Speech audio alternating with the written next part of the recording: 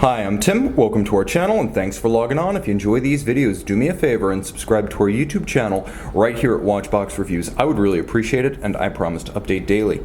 If you love this watch, you could see it and you could purchase it on our website, thewatchbox.com. And today we are discussing a lovely early 1970s Omega Dynamic. This is reference 166081 in stainless steel, and it's a handsome watch that blends some of the elements of a cushion case, a round case, and a tonneau case. A timepiece that simply exudes 1970s cool. This is in daily driver condition, as we've chosen not to refinish the case or bracelet in any fashion, and there are advantages to that. We'll talk about them in a moment. On the wrist, the watch is 39 millimeters by approximately 39 millimeters, so it wears effectively as a square. It's also thinner than I expected. At 10.8 millimeters thick, this one will slide easily underneath the dress cuff if you want to wear your vintage watch as a dress watch, and I highly recommend that. The bracelet itself is exactly like the watch. Born in the same period, it is factory fitment, and these two things were born together, so we've kept them together. As you can see, there's been a little bit of stretch since, like Rolex construction from the period. The center links are hollow, but it retains its structural integrity and security on the wrist.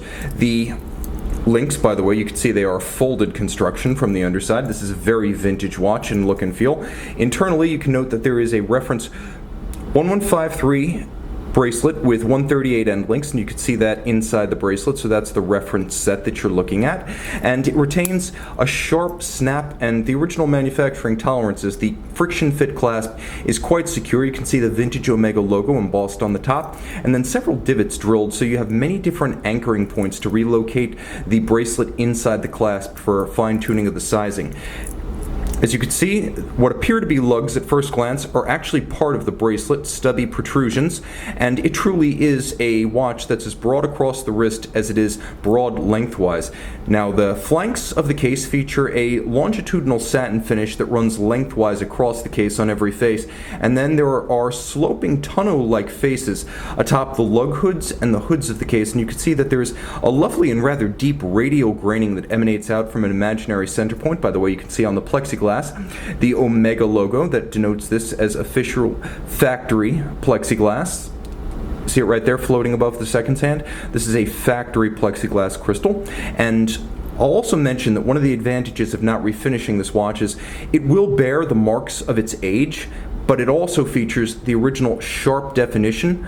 As you can see, the crease lines and character lines of the case are unadulterated. The original finish is present, correct, and recognizable, and all of the original metal is still in place. You have an Omega factory crown, and it is period correct with the Omega logo in vintage form. A wonderful dome to the plexiglass, giving way to a matte black dial featuring a crosshair arrangement that is handsome as well as intuitive to read. There are tri-appliques at 6 and 9 and 12, and the dial is a matte black with ghosted centers for the minute and hour hands, so they seem to float above the dial. There's a lovely cyan wedge style seconds hand, and then a date over at 3 o'clock. Now, the dial is not what a person would describe as a museum piece or a time capsule. Like the watch itself, it's a daily driver, and I'd rate its condition. You can see almost all the marks from this angle, but judge for yourself, but I'd rate its condition about a 7 out of 10 by vintage standards. Everything about the original printing, features, hands, and indices present and correct here, and easily legible with no outright damage. Now, the dial plays host to a simple array of easy contrasts, white, silver, black, and blue, and underneath, the Omega Caliber 565 with a lovely copper finish.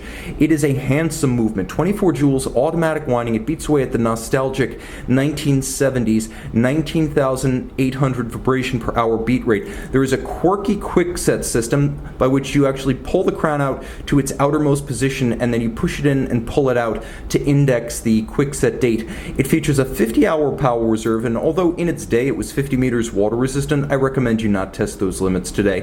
Vintage watches need to retire high and dry. That's just the way of things, but you've got a modern Omega Seamaster for when things get wet, right? Of course you do. Now, this is a timepiece that I love because it speaks to the enthusiasm for a time and a place, namely Switzerland in the 1970s, when the Swiss were trying to use ingenuity and design to stay one step ahead of the quartz monster, and while not everyone made it, Omega certainly did, making this a wonderful period anchor for a full-fledged and well-fleshed-out Omega collection. This is a timepiece that you can wear with a smile every day, and because vintage is always appropriate, this can be your casual watch, this can be your office watch, this can be your dress watch, all in one, and having already survived the ravages of years, it's a wonderful heirloom for those looking ahead. You can see and you can purchase this Omega Dynamic 166081 on the watch box.